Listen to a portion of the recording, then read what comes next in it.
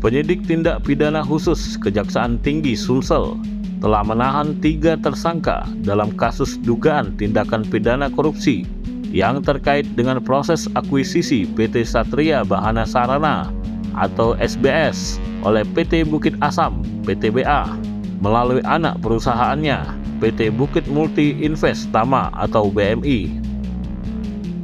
Ketiga tersangka yang ditahan adalah mantan bos atau direktur usaha PT Bukit Asam, Anung Dri Prasetya, Ketua Tim Akuisisi Penambangan PTBA, Saiful Islam, dan pemilik PT SBS sebelum diakuisisi oleh PTBA, Cahyono Imawan.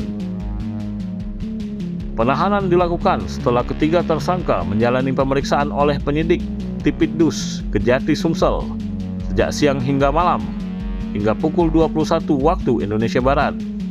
Setelah pemeriksaan selesai, ketiga tersangka yang mengenakan rompi tahanan Kejati dengan tangan diborgol langsung digiring menuju mobil tahanan untuk dibawa ke rutan Pak Jo Palembang.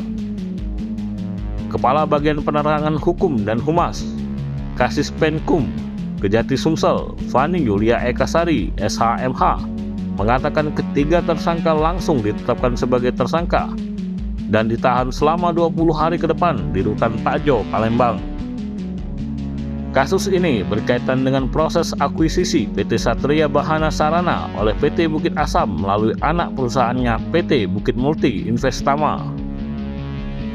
Diduga terjadi tindak pidana korupsi dalam transaksi yang melibatkan Anung Dri Prasetya sebagai mantan direktur usaha PTBA, Saiful Islam sebagai ketua tim akuisisi penambangan PTBA, dan Cahyono Imawan sebagai pemilik PT SBS sebelum diakuisisi oleh PTBA.